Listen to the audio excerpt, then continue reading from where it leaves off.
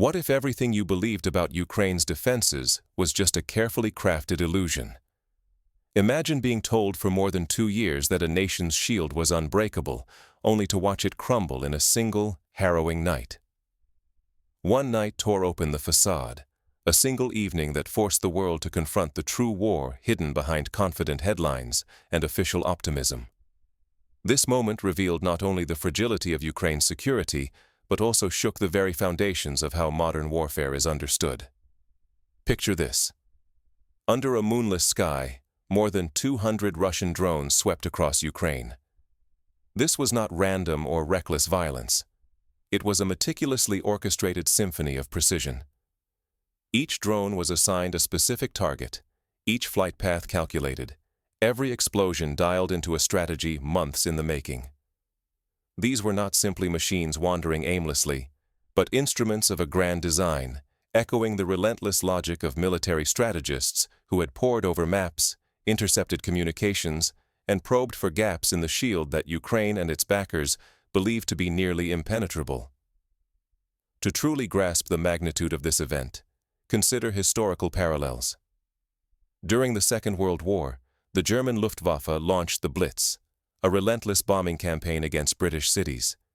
Yet even the Blitz, with all its devastation, often relied on brute force and numbers, rather than the pinpoint intelligence and electronic warfare that marked this recent drone attack.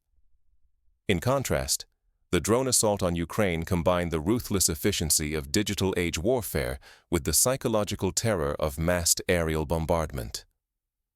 Official statements from Kyiv and Western capitals raced to reassure, repeating tales of resilience and indomitable spirit.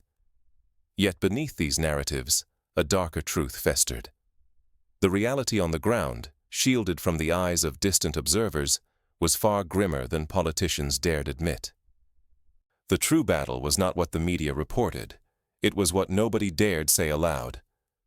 The gap between public statements and private fears widened with every explosion that lit up the night. That night, Ukraine's air defenses, celebrated by allies, paraded in press releases, and touted by pundits as the vanguard of modern military aid, were overwhelmed. Military bases, logistics centers, and warehouses packed with Western arms burned under relentless assault. The myth of an impenetrable shield was shattered in hours, replaced by the grim reality of exposed vulnerability. It was as if the fortress walls, believed to be made of stone, were revealed to be plywood under the first real test. This moment was not just about lost ground or the next day's headlines. Failing to see what truly unfolded means failing to understand the future of this war, and what Ukraine and its backers might lose if these cracks become chasms. In the Napoleonic Wars, the collapse of a single line of defense often led to the disintegration of entire armies. In modern times, when that line is a web of digital communications, supply chains, and morale, the consequences are even more profound. Let's dissect that night in detail and uncover why its consequences could decide the fate of Ukraine and reshape the world's understanding of modern conflict. To grasp the full impact, we must step into the chaos of that night and trace every move. The story begins not with the first drone's launch, but with the silence that preceded it. In that silence, commanders on both sides held their breath. Ukrainian officers, trusting in radar screens and intelligence briefings, believed they could weather any storm. Yet, as history has shown, from Pearl Harbor to the Yom Kippur War, complacency is often the most dangerous enemy. How could several hundred Russian drones streak past defenses that were supposed to be nearly impenetrable? That question echoed through Ukraine on a night that stripped away illusions, leaving only fear and raw vulnerability. The answer, like so many in the history of war, lay in a combination of technical exhaustion, intelligence failures, and the relentless adaptation of an enemy who had watched, learned, and waited for the perfect moment to strike. The attack was no accident. Russian planners had studied Ukraine's defenses for months, methodically pinpointing military and logistical lifelines. Their goal? Shatter the core of Ukraine's war machine in a single, coordinated blow. It was a strategy reminiscent of the German Schwerpunkt tactic, concentrating overwhelming force at a decisive point to break through and unravel the enemy's entire position. Odessa's ports, swollen with Western weapons and ammunition, topped the target list. Inside supposedly secret warehouses, howitzers, anti-tank missiles, and critical spare parts waited for deployment. But clustered together for logistical efficiency, these supplies became glaring beacons for the incoming swarm, a tactical mistake that echoes the Allied stockpiling at Pearl Harbor before that fateful December morning. Intelligence, it seems, is a double-edged sword. What aids in planning can also betray you if the enemy knows where to look. Ukraine's air defenses, once a point of pride and the subject of numerous documentaries and news features, had been worn down over time. Continuous barrages and frantic overuse left gaping holes across the country.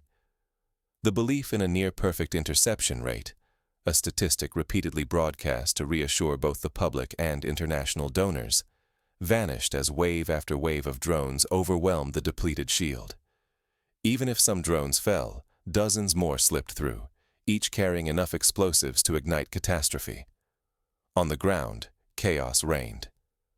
Sirens blared through the night, driving civilians into metro tunnels and makeshift shelters. In cities like Kyiv and Vinnytsia, neighborhoods plunged into darkness as power grids failed. But the blackout was more than a physical absence of light. It meant the collapse of communications, command posts, and fragile coordination. In the First Gulf War, American planners had targeted Iraqi command and control centers to paralyze response. Now, Russian drones achieved similar effects, using far less expensive means. Hospitals switched to backup generators, their power flickering and unreliable. Cut off from central command, military units scrambled to coordinate any response. Logistics hubs burned, their ammunition depots erupting in chain reaction blasts that rocked entire districts. The memory of the Beirut port explosion comes to mind, a single detonation that cascaded into widespread devastation. Here, the stakes were multiplied by the number of targeted sites. This was not just about destroyed equipment or ruined buildings. The psychological shock rippled outward. Soldiers and civilians alike, for perhaps the first time, saw the true scale of their exposure. Western partners watched with growing unease, forced to confront the limits of their support. The sense of invulnerability, so carefully cultivated by speeches and photo ops, was gone, replaced by a gnawing dread that the enemy had found the soft underbelly of their defenses. Failing to recognize these systemic cracks risks more than misplaced optimism. It means underestimating how a single, well-designed assault can unravel years of investment, trust, and hope almost overnight. In the annals of military history, the sudden collapse of the Maginot Line during the Second World War comes to mind. A massive, expensive defense rendered useless by a single strategic flanking maneuver. The real failure that night was deeper than radar screens or missile launchers. It was the unraveling of the backbone that held Ukraine's war effort together, a collapse that numbers alone cannot describe. The illusion of security, so vital to both morale and strategy, was dispelled in a matter of hours. Yet this night was only the beginning. What followed would test Ukraine's resilience and the world's willingness to confront uncomfortable truths. In the days and weeks after, the consequences of that single night continued to echo, much as the fall of Singapore in the Second World War sent shockwaves far beyond the immediate battlefield. When the lights vanished, it was more than darkness. It was pandemonium for entire armies. The aftermath of the massive overnight drone strike shattered Ukraine's fragile energy grids. This was not only about blackouts in Kyiv or Vinnytsia. Hospitals, schools, and whole cities lost power, thrusting millions into sudden confusion and dread. Phones fell silent, hospital lights sputtered, and command headquarters were cut off. The collapse of power meant the collapse of command itself. The chaos was reminiscent of the power outages New York City experienced in the late 20th century, but with the added terror of war's immediate threat. For Ukraine's military, the results were brutal and immediate. Modern warfare lives and dies by fast communication, instant control, and adaptable logistics. With energy infrastructure destroyed, command centers went blind and deaf. Orders vanished in the darkness. Units were stranded, isolated, and exposed, each a lone island, easy prey for follow-up attacks. The front lines rely on real-time data, but with no power. Every decision lagged. Every move grew frantic. The scenario mirrors the radio silence that doomed entire battalions in the First World War, when a single wire cut could mean disaster. Yet the ruin cut deeper still. As drone after drone slammed into logistics hubs and ammunition depots, the consequences multiplied. A single strike could ignite a chain reaction, catastrophic explosions ripping through vehicles, supplies, and the soldiers nearby. In one night, Western-supplied stockpiles were turned into smoldering wreckage. This was no mere supply problem. It cost lives, broke morale, and left Ukrainian forces dangerously undersupplied. Consider a scenario where a convoy of trucks, each loaded with high-value artillery shells, is destroyed in a depot explosion. Not only are those shells lost, but the resulting fire and secondary blasts can devastate nearby infrastructure, setting back logistics for weeks. Such events are not hypothetical. Similar disasters have occurred throughout military history, from the Soviet munitions depots lost in Operation Barbarossa to the infamous ammo dump explosions in Vietnam. Even as new aid rolls in from Western partners, Ukraine faces a grim reality. Without secure depots or functioning distribution centers, shipments of munitions and equipment are transformed from reinforcements into targets. Aid trucks filled with artillery shells can be destroyed before ever reaching the front. With infrastructure crippled, even the most generous support risks being squandered in transit. Each attack does not just disrupt today's fight, it fractures tomorrow's hopes, compounding the crisis with every blow. The stakes could hardly be higher. If Ukraine cannot rebuild its logistics and restore control, months or years of Western investment, and the hope they represent, could evaporate in days. The nation stands exposed, its allies forced to reconsider their commitments, and the very foundation of Ukraine's war effort left teetering on the edge. But this was not simply a military defeat, it was a warning shot for the West as well. The vulnerability exposed here ripples far beyond Ukraine's borders. The lessons of the French defeat in Indochina, or the American withdrawal from Saigon, echo in the sense that the collapse of a partner's defenses can trigger political crises continents away. What happens when a country's army begins to unravel? Its cohesion lost? Its society teetering on the edge? After the colossal drone assault, the consequences ripple outward. With logistics shattered, Ukraine's military splinters. Units no longer receive steady streams of ammunition, fuel, or even reliable orders. Each group is forced to fend for itself, less able to coordinate or resist the next Russian advance. The front lines blur into scattered, vulnerable outposts, isolated and exposed, each one a potential breaking point. Morale takes a brutal hit. For soldiers, the sense of abandonment is shattering. They watch supply chains falter, radios fall silent, and hope drain away. For civilians, endless blackouts and the chaos of interrupted services turn daily life into a trial of endurance. As days of darkness pile up and news of fresh depot destructions becomes a grim routine, confidence in victory withers. The stories of fierce resistance are slowly replaced by doubts about the future, about their leaders, and about survival itself. The psychological toll is reminiscent of the London Blitz, when nightly bombings wore down even the most determined spirits, but with the added pressure of modern interconnectedness and social media amplifying every setback. Western nations, watching this unraveling, face a reckoning of their own.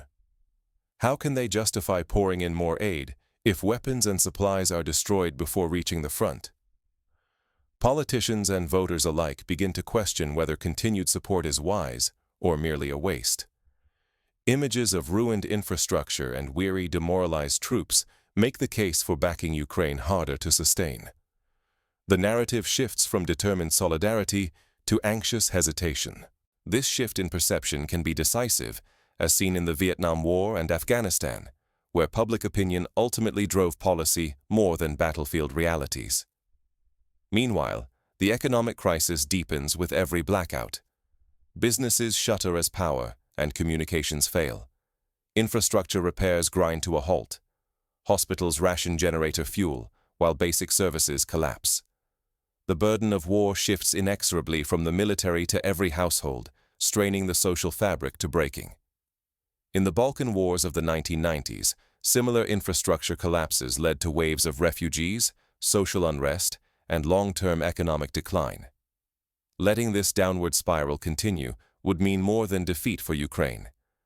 It would undermine Western credibility, showing that even massive support from wealthy alliances can be neutralized in a single night. Worse still, it invites wider chaos, emboldening neighbors and rivals who see once stable systems falter. Faced with such stakes, urgent questions arise. Are there still ways to pull back from collapse? What warnings does this crisis hold for any nation confronting the brutal truths of modern conflict? The world watches for a response, uncertain whether decisive action or resignation will follow. The coming days will test not only Ukraine's resolve, but the resolve of its allies as well. As in the Suez Crisis of the 1950s, how the international community responds may redefine global alignments for a generation. If money and weapons are never enough, what is? That night in Ukraine shattered illusions. Defense is not just steel and circuits. It is a living organism, made of radars, communications, mechanics, and above all, people.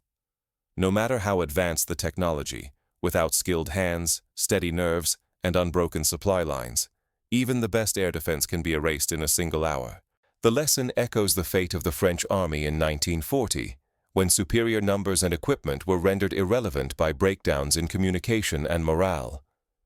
The strike laid bare the peril of relying too much on foreign aid. On paper, Western support seems immense. Yet in reality, fragile infrastructure and fraying morale can turn imported weapons and cash into ashes overnight.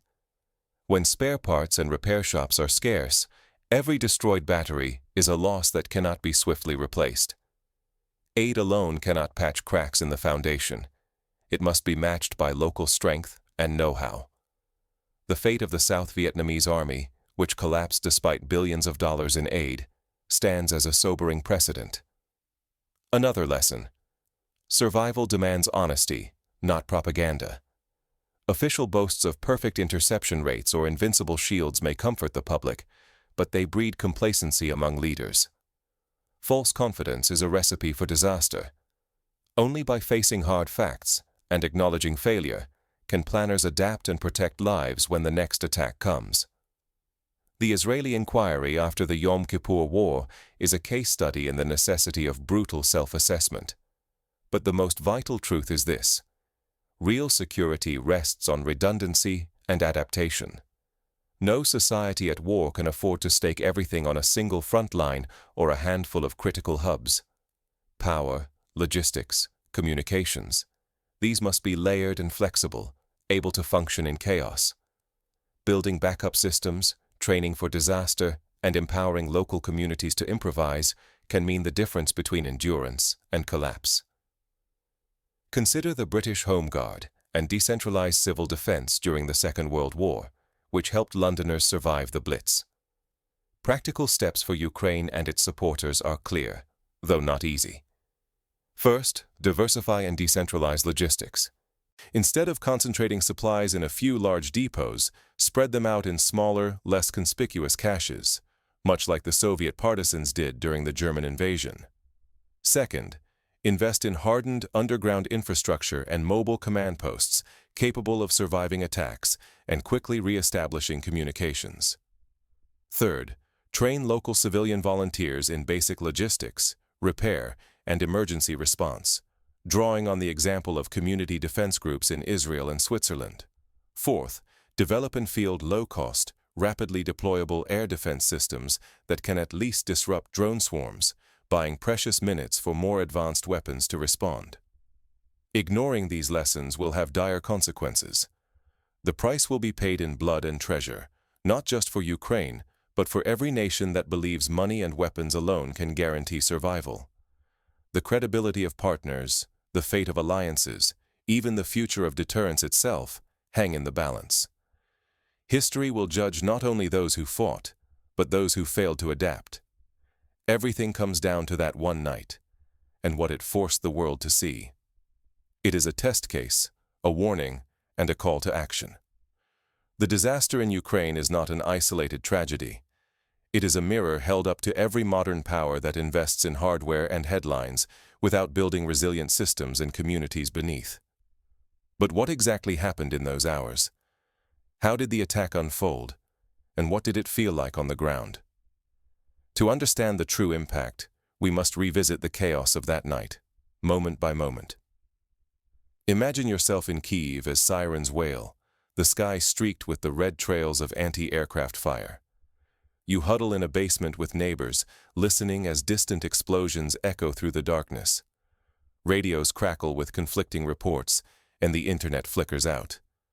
In nearby hospitals, doctors scramble to keep machines running as generators stutter. Soldiers on the front lines receive no new orders, forced to improvise as ammunition runs low. Every sound could be a drone overhead or the collapse of a vital bridge. The hours stretch on, filled with uncertainty, fear, and a growing awareness that the old world has vanished. Do you still trust the headlines, or are you ready to see the machinery beneath them? This drone strike was not just another headline or a blip in a nightly news cycle. It was a rupture, a moment when illusions dissolved and the raw mechanics of war surged into view. In just a few hours, more than 200 drones overwhelmed defenses, exposing cracks that years of Western aid and narrative could not mend. Ask yourself, what does victory mean in a war like this? Is it about which flag flies over a city today, or about whose systems endure under pressure? Ukraine's air defense, its logistics, and the fragile routines of civilian life, once propped up by billions in support, were suddenly exposed. In that instant, the thin fabric holding a nation together began to fray, and Western governments faced the reality that their reputations and promises now hang in the balance. When a single night's operation can unravel months of preparation, the old rules of conflict collapse. This is not just a tally of destroyed hardware or blacked-out cities. It is about how quickly trust and confidence can erode, and how reputations, built over decades, can evaporate in the darkness of a single night. In the aftermath of Chernobyl, it was not the reactor's destruction alone, but the collapse of trust and the exposure of systemic weakness that changed the world's view of Soviet power. If you cling only to official statements or daily statistics, you miss the deeper story. The stakes are no longer measured in territory or casualties alone, but in the survival of systems that keep a country fighting. The real cost is measured in lost trust, civilian exhaustion, and the shadows cast over every promise of help. The core challenge is not about choosing sides, but about piercing through the fog of propaganda to ask, what holds a nation at war together? And what happens when those threads begin to snap? Your grasp of global events depends on these questions. Only by looking underneath the surface, by tracing the system instead of the story, can you begin to see what comes next. The world's next crisis may already be taking shape, far from the headlines, in the silent vulnerabilities that every confident defense dares not mention.